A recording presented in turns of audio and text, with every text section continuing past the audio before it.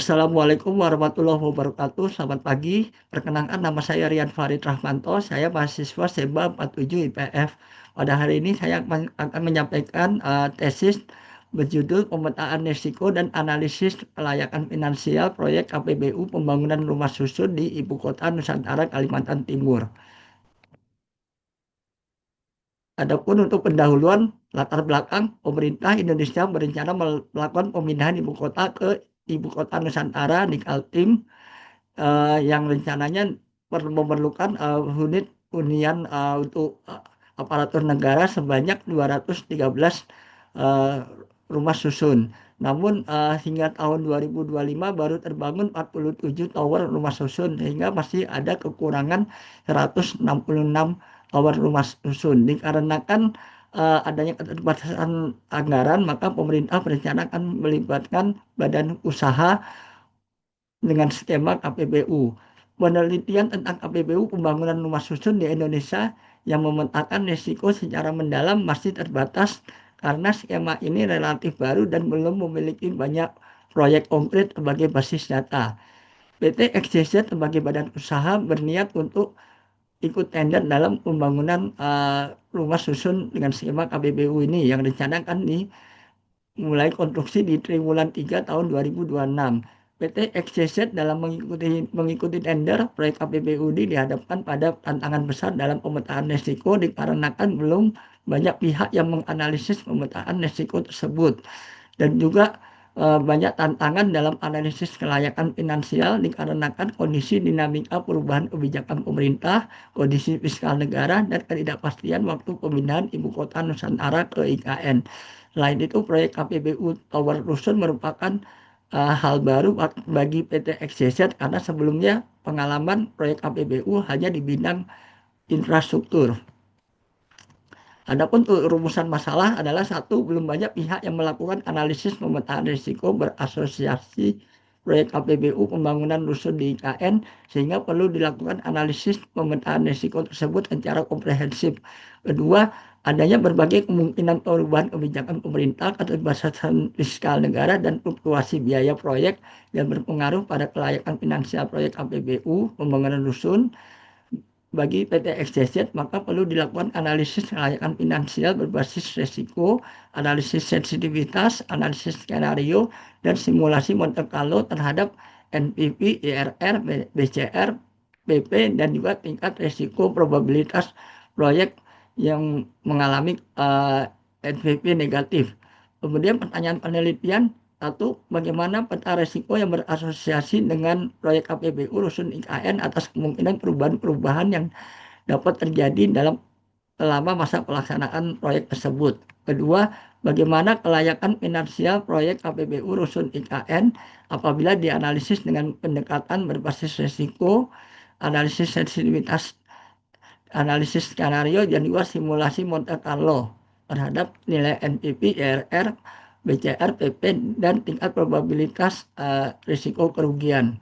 Kemudian tujuan penelitian adalah satu, menyusun peta risiko secara komprehensif untuk proyek KPBU Rusun IKN. Dua, menganalisis kelayakan finansial berbasis risiko, analisis sensitivitas, analisis skenario, dan simulasi Monte Carlo. Kemudian manfaat penelitian adalah satu, bagi perusahaan dan praktisi menyediakan kerangka pemetaan risiko yang praktis untuk mengidentifikasi berbagai ancaman finansial, dan juga menyediakan kerangka analisis kelayakan finansial untuk proyek KPBU Rusun IKN. Kemudian nomor dua, bagi akademisi memperkaya literatur manajemen risiko dan analisis kelayakan finansial untuk proyek KPBU di sektor perumahan. Lingkup penelitian adalah penelitian difokuskan pada proyek KPBU pembangunan rusun IKN. Kemudian kedua, analisis yang dilakukan secara kuantitatif deskriptif menggunakan data sekunder yang difokuskan pada aspek pemetaan risiko, analisis kelayakan finansial bagi PT XYZ untuk proyek KPBU Rusun IKN. Sehingga aspek lainnya seperti aspek value for money bagi pemerintah, aspek legal, aspek teknis rinci, aspek biaya bangunan, aspek sosial lingkungan tidak dibahas dalam penelitian ini. Kemudian nomor bab 2, landasan teori, yaitu pertama konsep KPBU, kedua adalah kerangka regulasi KPBU. Di sini ada peraturan Perpres nomor 38 tahun 2015, kemudian ada pemetaan risiko, terdiri dari ada kerangka, PMBOK dan ISO 31000, terus risiko utama pada proyek rusun IKN ada 5 kategori, yaitu ada konstruksi, finansial, operasional, geopolitik, regulasi lingkungan, kemudian metodenya menggunakan matrik risiko, kemudian kelayakan finansial, 4 kelayakan finansial proyek, ada indikator NPV, ERR, BCR, PP, dan BCR. Kemudian faktor penentu yaitu ada WACC, inflasi, dan AP. Kemudian kelima, integrasi risiko dalam analisa finansial, yaitu di sini ada risk adjusted NPV, analisis sensitivitas, analisis skenario, simulasi Monte Carlo. Tujuannya adalah memastikan layak secara finansial meski terjadi perubahan kondisi proyek. Kemudian bab 3, metode penelitian. Di sini ada desain penelitian, yaitu menggunakan pendekatan kuantitatif deskriptif dengan pendekatan studi kasus. Kemudian konteks penelitian. Di sini ada pemetaan risiko, analisis finansial, sensitivitas, dan skenario untuk menguji ketahanan kelayakan proyek, kemudian ada simulasi Monte Carlo. Kemudian ada variabel penelitian, ada variabel risiko, variabel finansial, dan variabel kontekstual. Kemudian keempat adalah pengumpulan data. Metode pengumpulan data adalah sumber data sekunder. Kemudian 5 adalah metode analisis data. Di sini ada risk analisis, ada risk kelayakan konvensional, ada analisis sensitivitas, analisis skenario, dan simulasi Monte Carlo. Kemudian hasil penelitian dan pembahasan. Pertama adalah gambaran umum proyek, yaitu tujuan, yaitu penyediaan unit hunian vertikal bagi aparatur negara. Skema KPBU adalah desain, build, finance, operate, maintenance, dan transfer. Masa konsesi 12 tahun, terdiri dari 2 tahun konstruksi, 10 tahun operating maintenance. Kemudian lingkup pembangunan adalah gedung, unit rusun, dan juga infrastruktur kawasan. Kemudian hasil pemetaan risiko di sini tingkat probabilitas dengan skor 1 yaitu sangat rendah hingga 5 atau hampir pasti. Kemudian tingkat dampak dengan skor dari 1 atau sangat rendah hingga 5 atau sangat tinggi. Kemudian di sini ada kategori risiko inherennya, di sini ada 5, yaitu pertama risiko konstruksi, di mana mengandung 5 risiko inheren. Kemudian ada risiko finansial mengandung 5 risiko inheren. Kemudian ada risiko operasional, di sini ada 4 risiko inheren. Kemudian ada risiko geopolitik dan regulasi mengandung 5 risiko inheren. Kemudian ada risiko lingkungan, di sini ada 4 risiko inheren. Kemudian dari risiko tersebut kami resum, yaitu terdapat risiko inheren yang sifatnya ekstrim atau sangat tinggi. Ada 2 risiko, yaitu keterlambatan atau pengurangan AP, dan juga yang kedua adalah perubahan regulasi atau kebijakan pemindahan IKN. Kemudian ada 7 jenis risiko inheren, kemudian dan juga ada 13 risiko sedang. Kemudian dari risiko inheren itu kita mitigasi dengan menggunakan metrik atau register, ya. Di sini ada risiko inheren, kemudian ada masing-masing ada strategi mitigasinya. Kemudian dari risiko inheren itu yang dominan kita ambil di sini, kita ambil 6 risiko dominan. Setelah dimitigasi hingga tersisa residual risk atau risiko sisa. Sehingga di sini risiko residualnya turun dari sebelumnya di inheren tinggi hingga sangat tinggi menjadi sedang hingga tinggi. Kemudian untuk alokasi resiko itu badan usaha itu menanggung resiko konstruksi, resiko operasional, dan juga resiko nilai tukar. Sedangkan pemerintah menanggung resiko komitmen fiskal atau AP dan juga resiko perubahan regulasi. Kemudian ketiga itu asumsi dan parameter dalam analisis kelayakan. Jadi di sini ada beberapa asumsi diambil, seperti tingkat inflasi, suku bunga, tingkat pertumbuhan ekonomi, nilai kurs, tingkat diskonto sosial.